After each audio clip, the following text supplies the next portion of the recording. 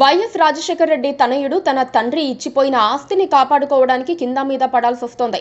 YS ఇచ్చిన ఆస్తులు భూములో, భవనాలు అయితే కాపాడుకోగలరు, కానీ ఆయన ఇచ్చిపోయింది లెగసీని, ప్రజల అభిమానాన్ని, కుటుంబాన్ని ఏకతాటిపైన ఉంచడంలో పూర్తి స్థాయిలో విఫలమైన జగన్మోహన్ రెడ్డి ఇప్పుడు వైఎస్ కుటుంబ పట్టు కడప జిల్లాలో గత చరిత్రగా మారే పరిస్థితిని ఎంతవరకు అడ్డుకుంటారన్నది సందేహంగానే ఉంది.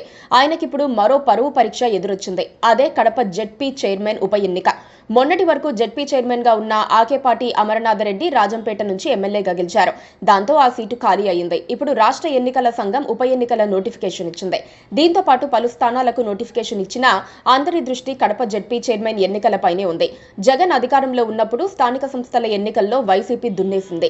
టీడీపీ బాయ్కాట్ చేసినట్లుగా ప్రకటించినా సరే వైసీపీ తనదైన శైలిలో ఎన్నికల్లో విజయం సాధించింది. ఉమ్మడి కడప జిల్లాలో 50 మంది జెడ్పీటీసీ సభ్యులు ఉన్నారు. ఇందులో 49 మంది వైసీపీ జెడ్పీటీసీ సభ్యులు. వీరిలో ప్రజలు ఓట్లు వేస్తే గెలిచింది 11 మంది మాత్రమే. మిగతా 38 మంది ఏకగ్రీవంగా ఎన్నికయ్యారు. గోపవరం నుంచి మాత్రం ఒక్క టీడీపీ సభ్యుడు విజయం సాధించారు. ప్రస్తుతానికి 2 జెడ్పీటీసీలు ఖాళీగా ఉన్నాయి. కానీ అసెంబ్లీ ఎన్నికలకు ముందు నుంచే పరిస్థితి మారిపోయింది. పశ్చిమ రాయలసీమ ఎమ్మెల్సీ నియోజకవర్గానికి జరిగిన ఎన్నికల్లో పులివెందులలో కూడా గ్రాడ్యుయేట్లు టీడీపీకి మద్దతుగా ఓటేశారు. ఆ తర్వాత వైఎస్ వివేక హత్య కేసుతో కుటుంబం రెండుగా చీలిపోయింది. షర్మిల కాంగ్రెస్ పార్టీ బాధ్యతలు తీసుకోవడంతో ఇక ఆ విభజన శాశ్వతంగా మారింది. ఈ కారణంగా ఎన్నికలకు ముందే వైసీపీలో ఏర్పడిన పరిస్థితుల కారణంగా జెడ్పీటీసీలు వైసీపీకి గుడ్ బై చెబుతూ వస్తున్నారు. అప్పట్లోనే 6 జెడ్పీటీసీలు టీడీపీలో చేరారు.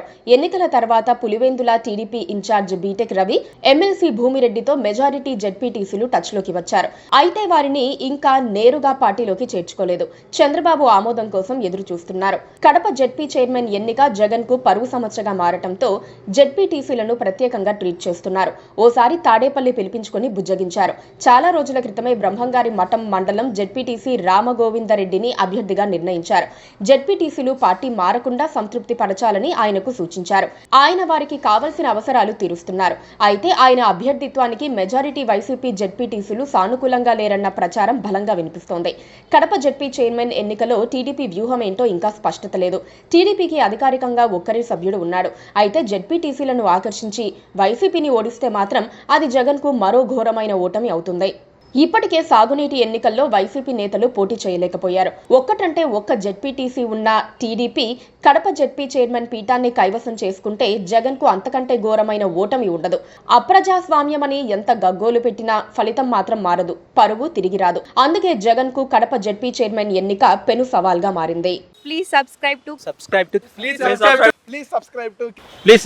KTV Telugu. KTV Telugu. KTV Telugu. KTV Telugu channel.